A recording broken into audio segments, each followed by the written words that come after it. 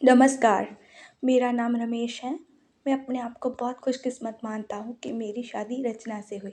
रचना और मेरी शादी घर वालों की मर्ज़ी से हुई है। रचना बहुत सुंदर है। शुरुआत में मुझे लगा था कि वो मुझसे शादी को हाँ नहीं कहेगी, लेकिन जब मैं उसे देखने गया, तब उसके स्वभाव का पता चला। बहुत अच्छा उनका परिवार था। रचना जब शादी करके मेरी ज़िंदगी में आई, तब मेरी ज़िंदगी बदल गई। सभी मुझे कहते थे कि मैं बहुत खुशकिस्मत हूँ। अभी मेरी शादी को करीब 3 महीने ही हुए थे। मेरा सपना था कि मैं बड़े शहर में एक बड़ा शोरूम बनाऊँ कपड़े का। मैंने रचना को इसके बारे में बताया। रचना को पता है कि ये मेरे लिए कितना बड़ा सपना है। दिन रात इसी में लगा रहता हूँ। बड़ी मुश्किल से मुझे एक जगह मिली, लेकिन पैसे बहुत ज़्यादा थे। इसलिए मैंने अपने गांव की ज़मीन बेचने का फैसला किया था। ज़मीन में मेरे पिता के द्वारा दूसरे भाइयों का भी हिस्सा था। इसी काम के लिए मुझे कुछ दिनों तक गांव में जाना पड़ रहा था। मैंने रचना को चलने को कहा, क्योंकि पता नहीं कितना समय लग सकता है, लेकिन उसने कहा कि वो अपने मायके चली जाएगी। मैंने भी सोचा कि ठीक है, रचना अपने मायके चली गई, मैं अपने गांव चला गया। रचना से मैं फ़ोन पे बात किया करता था। ज़मीन के कागज़ और सारी बातों में समय लग रहा था। इसी दौरान मेरी पत्नी से मेरी बात होती रहती थी। मैंने एक शाम उसे फ़ोन किया, तो वो कुछ बदली-बदली थी, ज़्यादा बोल नहीं रही थी। मैंने पूछा, क्या हुआ? तुम ठीक हो? वो बोली कि मुझे आपको कुछ बात बतानी है। मैंने कहा कि बताओ, क्या बोलना चाहती हो? वो थोड़ी देर चुप रही और फिर बोली कि नहीं, अभी नहीं, मैं आपको मिलकर ही बताऊंगी। मैंने भी कहा कि ठीक है, लेकिन मुझे नहीं पता था कि मेरी ज़िंदगी में इतनी बड़ी बात होने वाली है। अगले दिन दोपहर में जब मैं रचना को फ़ोन किया, तो उसने फ़ोन नहीं उठाया। मैंने भी सोचा कि कुछ काम होगा, इसलिए मैंने उस बात पर ज़्यादा ध्यान नहीं दिया। मैं सारा दिन अपने काम में उलझा रहा। काम भी ज़रूरी था, क्योंकि वो ख़त्म करके ही जल्दी से रचना के पास वापस जा सकता था। दिन भर के काम के बाद मैंने फिर शाम को रचना को फ़ोन किया, लेकिन इस बार उसका फ़ोन स्विच ऑफ आ रहा था। मैंने फिर सोचा कि शायद किसी काम में गई होगी और मोबाइल स्विच ऑफ हो गया होगा। मैंने रात फिर किया, क्योंकि दिन भर बात ना हो लेकिन रात में ज़रूर बात किया करते थे। लेकिन रात में भी उसका फ़ोन स्विच ऑफ था। अब मुझे थोड़ी फ़िक्र होने लगी, लेकिन फिर मैंने सोचा कि वो उसके घर ही है। अगर कुछ बात होती तो मुझे फ़ोन आ जाता। थोड़ा बहुत विचार करके मैं सो गया। मैंने सोचा कि उसके घर में किसी को फ़ोन करूं, लेकिन रात में उस समय फ़ोन करना मैंने उचित नहीं समझा, इसलिए मैं सो गया। सुबह उठते ही मुझे यही ख्याल आ रहा था कि मैं रचना से बात करूं। सुबह भी मैंने फ़ोन किया, लेकिन अभी भी वही बात, उसका फ़ोन स्विच ऑफ ही था। अब मैंने उसकी मम्मी को फ़ोन किया, लेकिन उन्होंने भी मेरा फ़ोन नहीं उठाया। अब मुझे थोड़ी फ़िक्र होने लगी थी, क्योंकि किसी से भी मेरी बात नहीं हो रही थी। करीब 3 दिन तक ना रचना का फ़ोन आया था, ना उसकी माँ का। मैं अपने काम में लगा रहा। फिर एक शाम मेरी सास का फ़ोन आया। मैंने पूछा कि रचना कहाँ है? वो बोली, रचना अपनी एक चचेरी बहन की शादी में गई है। शायद वहाँ नेटवर्क नहीं होगा, इसलिए बात नहीं हो पा रही है। मैं भूल गया था कि रचना ने मुझे बताया था कि वो वहाँ जाने वाली है। मेरी चिंता थोड़ी कम हो गई। फिर मैं वापस अपने काम में लग गया। रचना वहाँ 5 दिन रुकने वाली थी, इसलिए मैंने सोचा कि शायद 5 दिनों तक मेरी रचना से कोई बात नहीं हो पाएगी। मेरे काम भी लगभग ख़त्म हो गया था। मेरे हाथ में पैसे 2 से 4 दिन में आने वाले थे। वैसे ही मेरे साथ भी पैसे आए। मैं वहाँ से निकल गया। वहाँ से निकलने के बाद मैं सीधा अपनी पत्नी के घर गया, उसे लेने के लिए। जैसे ही मैं वहाँ पहुँचा, मुझे देखकर मेरी सास खुश होने की बजाय डरी हुई दिखाई दी। मैं थोड़ी देर वहाँ बैठा, उनसे पूछा कि रचना कहाँ है? वो बोली कि वो अभी आई नहीं। मैंने बोला कि आई नहीं? अभी तक उसका फ़ोन भी नहीं लग रहा। मैंने कहा कि आप मुझे वहाँ किसी का नंबर दे दो, कितने दिन से रचना से बात नहीं हुई। वो कुछ देर सोचने लगी और फिर बोली कि अभी मेरे पास नहीं है, मैं आपको किसी से पूछ कर देती हूँ। करीब 8 दिन हो गए थे मुझे रचना से बात किए। मुझे रचना पर भी गुस्सा आ रहा था कि उसका फ़ोन स्विच ऑफ क्यों है।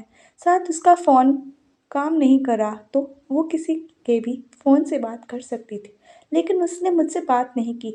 मैंने सोचा कि जब वो आएगी तो उससे ज़रूर डांटूंगा। मेरी सास का फ़ोन नहीं आया, करीब 12 दिन हो गए थे उनके घर वापस गया, लेकिन अब वो भी घर पर नहीं थी, ना ही मेरा फ़ोन उठा रही थी। अब मेरे मन में बहुत सारे विचार थे कि आखिर बात क्या है जो रचना और उसके घर वालों मुझसे छिपा रहे हैं, इस तरह का बर्ताव कर रहे हैं। मैंने उन्हें मैसेज किया कि अब मैं पुलिस के पास जाऊंगा। मेरी इस धमकी से शायद वो डर गई और उनका फ़ोन आया।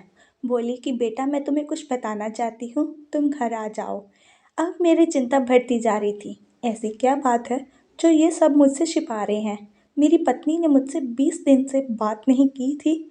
मैं अगले दिन उनके घर गया। मेरी सास का मुंह उतरा हुआ था। मैं बहुत गुस्से में था। मैंने जाते ही उन्हें जोर से चिल्लाते हुए पूछा कि कहाँ है रचना।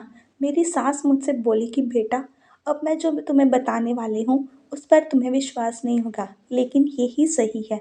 वो बोली कि रचना किसी के साथ भाग गई है। मुझे मेरे कानों पर विश्वास नहीं हुआ कि मैंने क्या सुना। मैंने बोला, आप कुछ भी बोलोगे और मैं मान लूँ जाऊँगा। वो बोला, बेटा जी, यही सच है। तुम्हारी शादी के पहले उसका एक प्रेम प्रसंग था।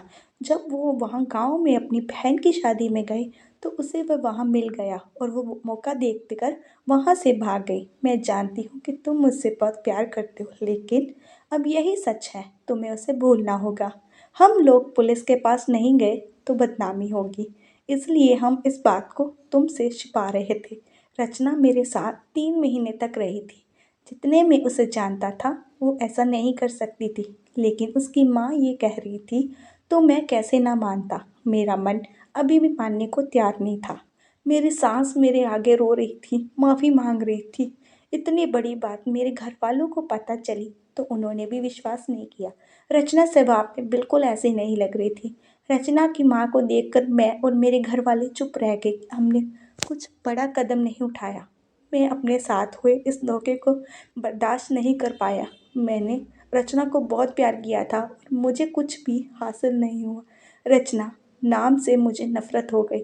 मेरी ज़िंदगी पर इसका बहुत असर हुआ। मैं जो शोरूम की शुरुआत करने वाला उसके लिए मेरे पास अब सब कुछ आ गया था, लेकिन फिर भी मुझे अब कुछ करने का मन नहीं हो रहा था। किसी के साथ इतना बड़ा धोखा हुआ तो कैसे खुश रह सकता है। मेरे घर वाले मुझे संभाल रहे थे। मैंने उसे बहुत ढूंढने की कोशिश की। मैं चाहता था कि वो मुझे मिले तो मैं उससे पूछूं कि आखिर उसने मेरे साथ ऐसा क्यों किया। धीरे धीरे समय बीतता गया। उसके गए हुए अब 7 महीने हो गए थे और मैं भी उसे भूल कर अपनी ज़िंदगी में वापस बिजी होने की कोशिश करने लगा। मेरा उसके घर जहाँ से जाना हुआ, ऐसे ही मेरा ध्यान उनकी एक घर की खिड़की पर पड़ा। मुझे दिखाई दिया कि खिड़की में रचना है। एक झलक सी मुझे दिखी। मैंने उसी समय उनके घर का दरवाज़ा बजाया। मेरी सास ने दरवाज़ा खोला और वो मुझे देखकर ही डर गई। दरवाज़ा खोलते ही मैं अंदर जाने लगा। मेरी सास ने मुझे रोका, लेकिन मैं नहीं माना। अंदर मैं कमरे में आ गया तो रचना को देखकर मैं हैरान रह गया। रचना व्हील चेयर पर बैठी हुई थी। रचना ने मुझे देखा और उसकी आंखों में आंसू आ गए। मैंने पूछा, ये क्या हुआ? रचना बस रो रही थी। मेरी सास बोली कि बेटा, रचना जब शादी में गई थी तब उसका एक्सीडेंट हो गया था और उसे ऐसी जगह चोट आई जिसके कारण अब वो चल नहीं सकती। एक्सीडेंट के समय भी बेहोशी में यही कह रही थी कि तुम्हें ना बताएं, वो बड़े काम के लिए गए हैं। डॉक्टर ने जब बताया कि हो सकता है रचना अब चल ना सके और इलाज पर बहुत ज़्यादा पैसा लगेगा, तब भी मैंने कहा कि दामाद जी को बता देते हैं। लेकिन रचना ने कहा कि मैं उनकी ज़िंदगी ख़राब नहीं कर सकती। उनका सपना है शोरूम खोलने का।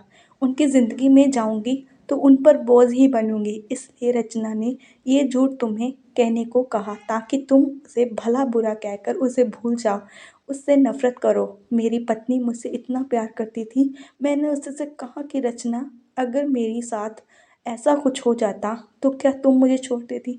रचना ने रोते हुए कहा कि ऐसा मत बोलो।